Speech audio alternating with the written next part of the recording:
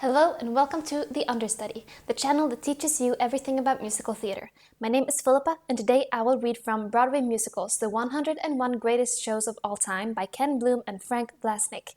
To get the full version of the book, I recommend getting the physical copy, as images and certain inserts from the book won't be displayed here.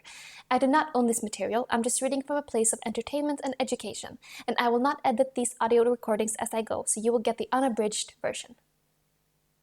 Today I will go through Section W. West Side Story opened September 26, 1957 at the Winter Garden Theatre with 732 performances. Produced by Robert E. Griffith and Harold S. Prince. Produced by arrangement with Roger L. Stevens.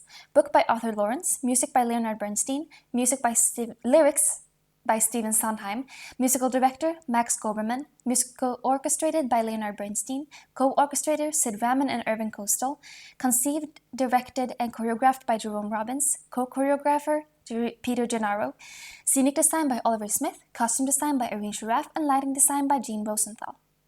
Synopsis: The Sharks and the Jets rule their turf on the west side of Manhattan.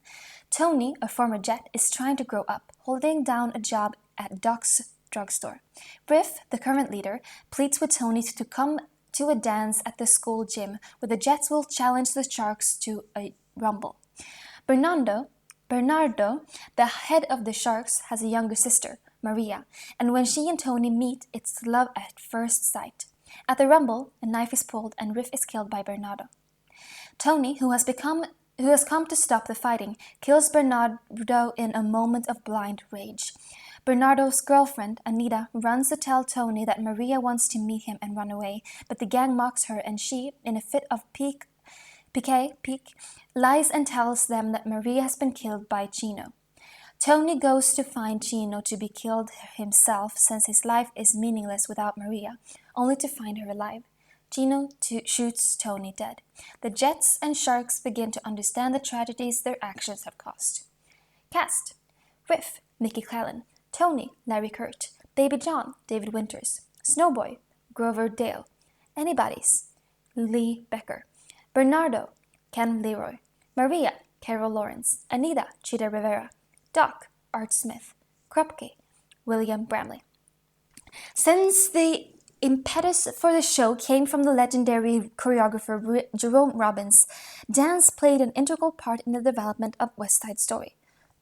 Until this point, dance in most Broadway musicals was used as a break between choruses of song, or as full-blown dream ballets in the Agnes de Mille tradition. In West Side Story, Robbins integrated dance into the show in the same way an opera integrates song. Hardly any movement without some movement expressing the emotions of the characters, be it rage, bluster, love, or fear. At times, notably when Maria and Tony meet for the first time at the gym, the naturalism of the show gives way to a dreamlike lyricism expressed purely through dance and music. Robbins was not content simply to cast the finest dancers on Broadway. He wanted each dancer to embody a different character, knowing the motivation behind every step. Because these dancers could truly act, they exhibited the kinetic energy necessary to keep hurling the momentum of the show to its inevitable conclusion. To help this cause, Robbins kept the actors playing the Sharks and Jets separate during rehearsals, naturally forming cliques in their own groups, with real animosity developing between the onstage gangs, with the ruthless Robbins exploited to the hilt. The director also had each dancer write his or her character's autobiography, giving each role a singular personality with a specific dance vocabulary that could be identified by the audience, whether consciously or not.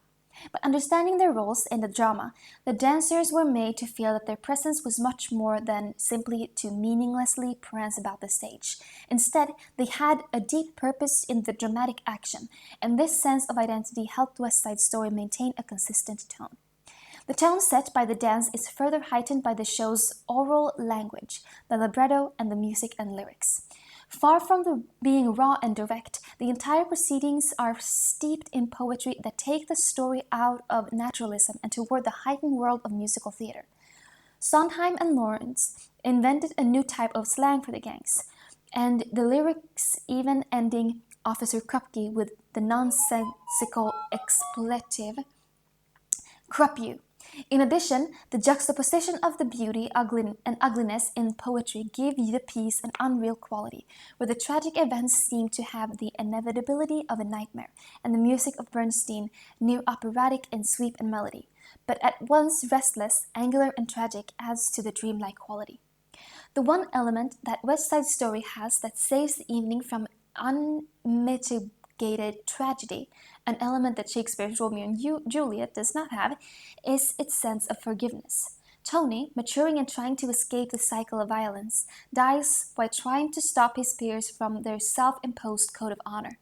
When, in their immaturity, the Jets and Sharks allow their emotions to escalate the violence, it is their own who are hurt, and only then do the gangs begin to understand what all their posturing, taunting, and insecurities have wrought.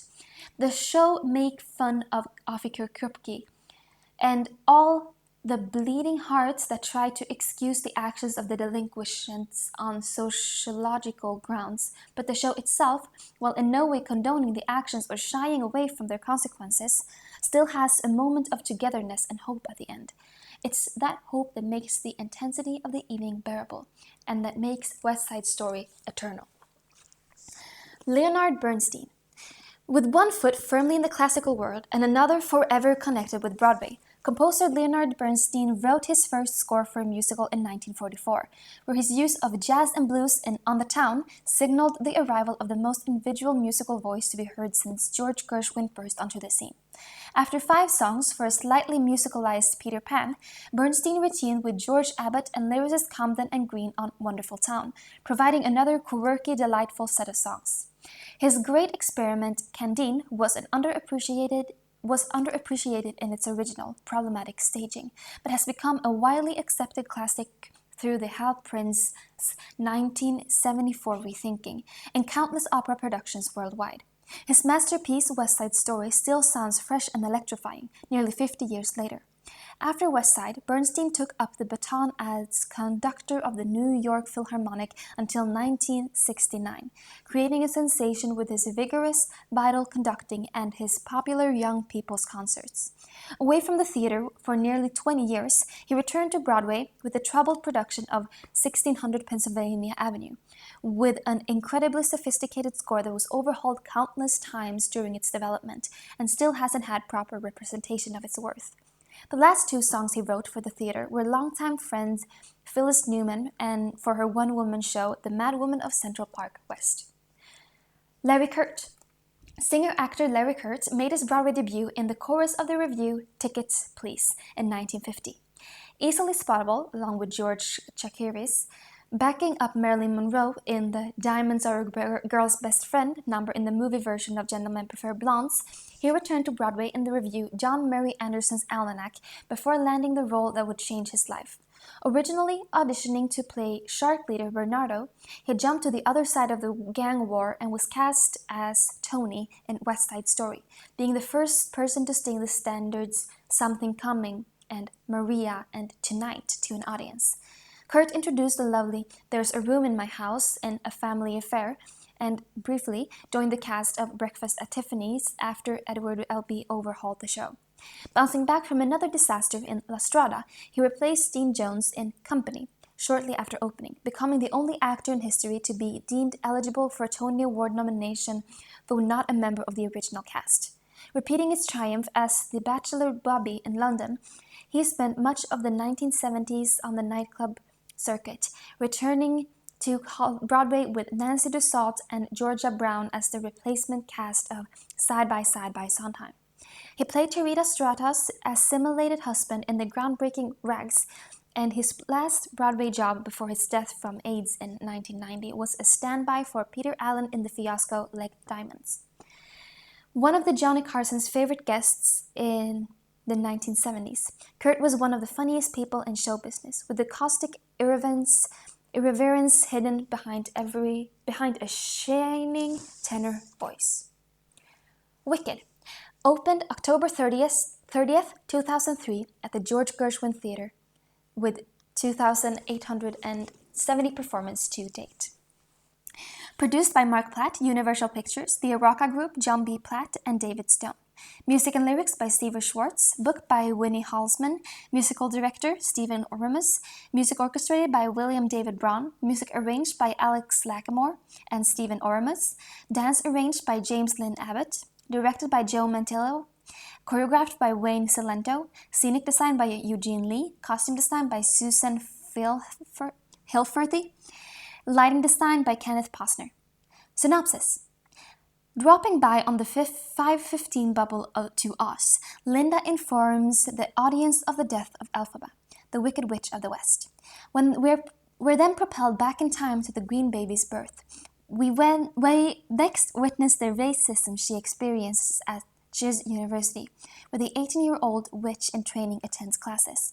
For Elphaba, it's not easy being green, and the intelligent animals in her world fare little better.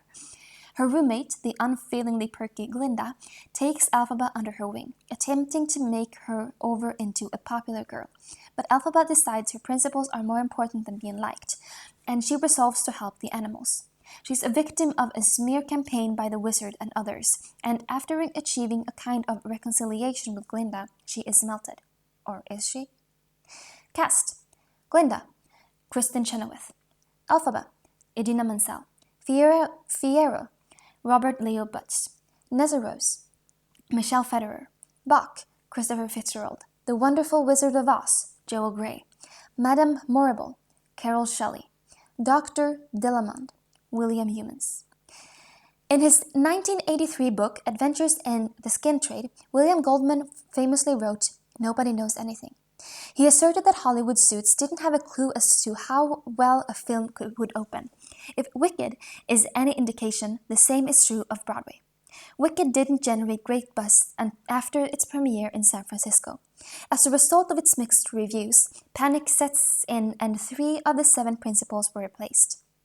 Then it made it to the trek to New York, despite similarly tepid notices, and the show struck a chord with audiences and became the smash hit musical of the first decade of the 21st century.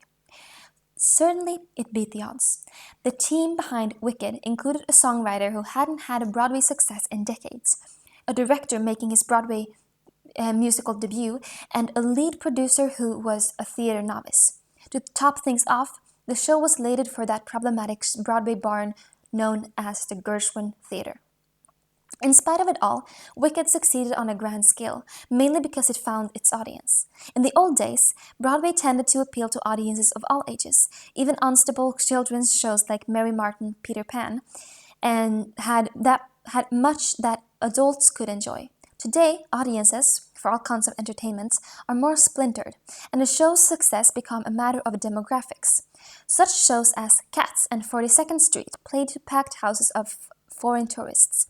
Disney put little Fannies in seats with Beauty and the Beast, Mary Poppins, and Tarzan. Rent and Spring Awakening are currently bringing out crowds of teens and college students. Oprah Winfrey's The Color Purple has tapped into African American market better than any other musical in a decade. And New Jerseyites have packed the house of Deafening the Cavemen. Off-Broadway's I Love You, You're Perfect, Now Change, Smokey Joe's Cafe, and Da Jersey Boys. Then there are the teens, the entire generation of 10 to 15-year-old girls with whiny voices who are at this moment imploring their parents for $120 tickets to such shows as Hairspray, Legally Blonde, and Wicked. Girl power should not be underestimated as a force at the Broadway box office. If the little princesses like the show, they return again and again, and they bring their friends. Of course, with more than 1,000 seats to fill, Wicked can't depend solely on the youngsters to keep it afloat. 1/4 of its audience is over 50, the traditional Broadway demographic. And although Manhattanites might eschew a lead character in green paint, out-of-towners have flown in, presumably not on broomsticks or in bubbles, to fill the gap of the tune of $1 million a week. Even with its built-in audience of unicorn-loving, text-massaging 8th graders, Wicked's runaway success is somewhat puzzling.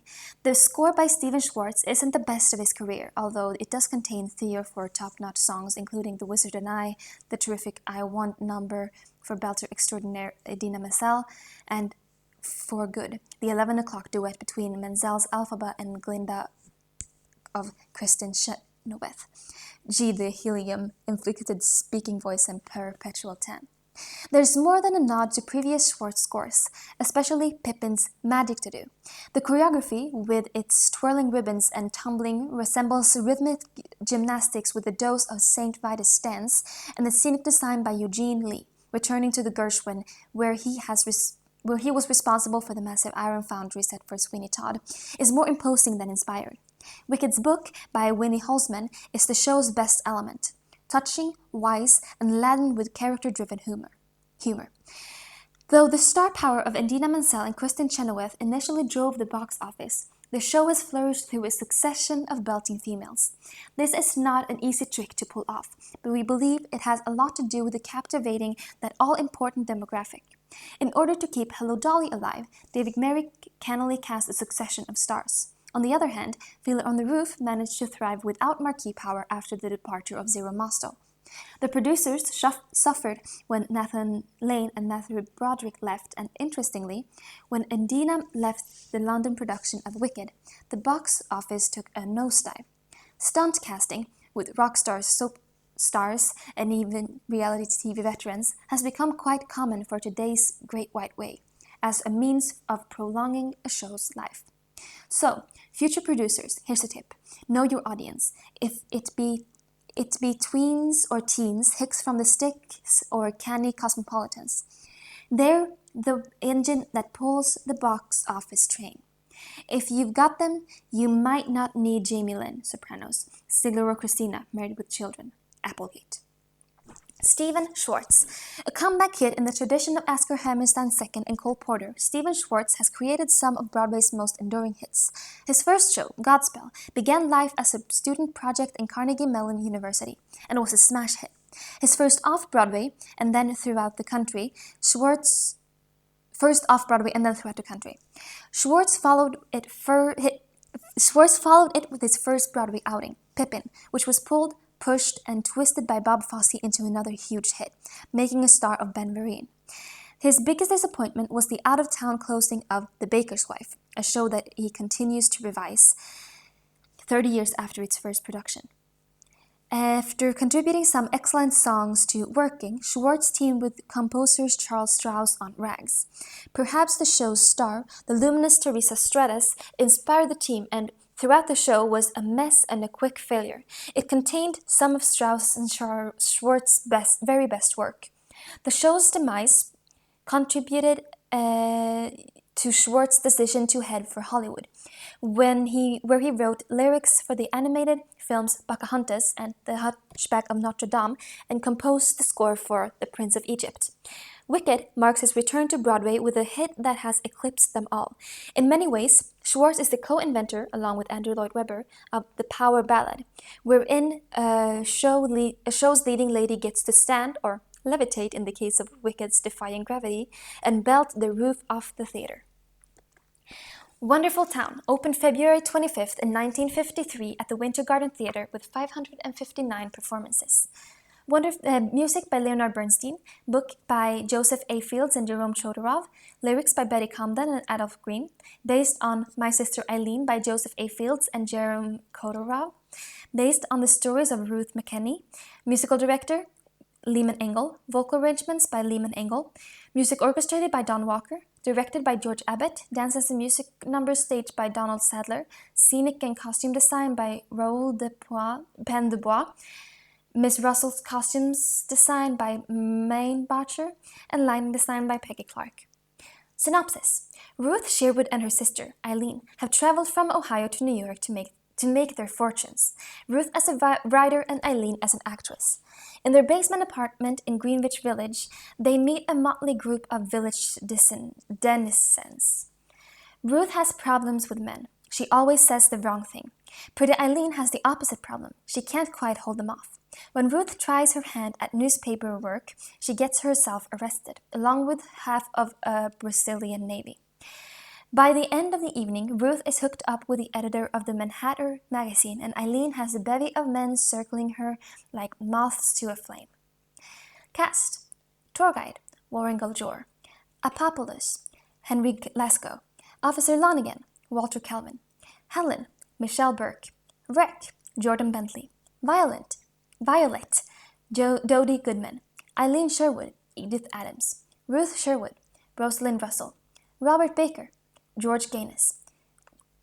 Frank Lippincott, Chris Alexander. Chick Clark, Dort Clark. The road to success on Broadway is often strewn with the bodies of its creator. A case in point is Wonderful Town, recording the gestation of which director George Abbott proclaimed, "There was more hysterical debate, more acrimony, more tension, and more screaming connected with this play than with any other shows I have ever been involved with." In 1950, George Abbott read a treatment of Wonderful Town written by Joseph Field, brother of Dorothy and Herbert, and Jerome Chodorov. Abbott was interested and suggested changes, which the writers were objectively unwilling to accept. Rosalind Russell was hired as the star, and Leroy Anderson and Arnold Horvitz signed on to write the score. But as rehearsals loomed on the horizon, the score was not ready for production, and it was decided to replace the writers with a trio for their fast writing on the town: Leonard Bernstein, music, and Betty Comden and Adolph Green. Whereas book writers Fields and Chorodov had a more old-fashioned musical in mind, gently warm and sentimental, Comden, Green, and Bernstein saw many opportunities for the trademark satire and edginess, leading to an atmosphere in rehearsal rife with conflict, suspicion, and mixed signals. Ingenue Edie Adams, who made a splashy Broadway debut as Eileen, recalled getting direction from Mr. Abbott and then another, different set of notes from Chodorov and Fields, who wanted Adams to recreate the blocking of the play My Sister Eileen. Adams' confusion was compounded exponentially when Comden and Green offered their suggestions, and choreographer Donald Sadler sent her down yet another path. When Adams, a stage neophyte, began to hear rumors that others were auditioning to replace her, she had a meeting with Abbott, refusing to become the fall gal for the creator's lack of singular vision. Emotions continued to build, and everything erupted just prior to the out-of-town opening. Fields and Chodorov declared the show as a disaster and demanded drastic changes. In addition, the stress of the situation and vocal demands upon an untrained singer caused star Rosalind Russell to lose her voice the day after the New Haven opening and miss some performances. Slowly, the show began to find its footing, and Jerome Robbins helped things along when he was called in to polish the flow. By the time it hit Broadway, Wonderful Town was a smash hit, but the rift between writers and the rest of the creative staff was never healed. Betty Comden and Adolph Green. Betty Comden and Adolph Green, as book writers, lyricists, and performers, and general all-around bon vivants, started downtown at the Village Vanguard in a group called the Reviewers, alongside great good friend Julie Holliday and others. Given the break of a lifetime by George Abbott, when he tapped them to write the book and lyrics for On the Town, they became a sensation with their youthful brio. In addition to re-teaming with On the Town composer Leonard Bernstein for Wonderful Town and their classic screenplays for MGM musicals, they brightened the scene with a series of 7 musicals written with Jules Stein, their sole collaborator from 1954 to 1967. With the invigorating presence of their good-natured wit and endless optimism, they became the toast of New York with their 2-person show, A Party with Comden and Green, transferring the ineffable atmosphere of swank Central Park West cocktail hour for Broadway House. After writing the book for musical Applause in 1970, they began a successful relationship with Cy Coleman, penning On the 20th Century and The Will Roger Follies, their last show. When they reprised their A Party With act at the New York Cabaret Spot in 1999, they teetered onto the stage, the audience holding their collective breaths. All for naught, for as soon as their longtime accompanist, Paul Trueblood, began the vamp to I Said Good Morning for their film It's Always Fair Weather, the years melted away and they were bounding about the stage like the energetic gob and man-hungry anthropologists they had created in On the Town 55 years earlier. Edith Adams. Unfortunately, delectable Edith Adams added her beauty and lovely soprano voice to only 2 Broadway musicals. Untrained as a stage actress, she had extensive television experience opposite her husband Ine Kovacs. Her performance as Eileen in Wonderful Town came into focus when, after floundering in the police station scene wherein she wraps an entire Greenwich Village precinct around her perfectly appointed finger, she was thrown in Life Preserver by director George Abbott. He instructed her to treat the policeman as the mistress in an English manner would her servants. The scene began to click, and Adams became a star. A few years later, she was offered 2 roles in a new musical at once, and once again turned to her guardian angel, Mr. Abbott, for advice. Should she take the lead in Candide or Lil Abner? Abbott instructed her to accept the sexier role of Daisy May, allowing Barbara Cook to tackle Glitter and Bouquet, which took Adams in a new career direction in television and film. She became best known for the Tipperello Spokes Dot.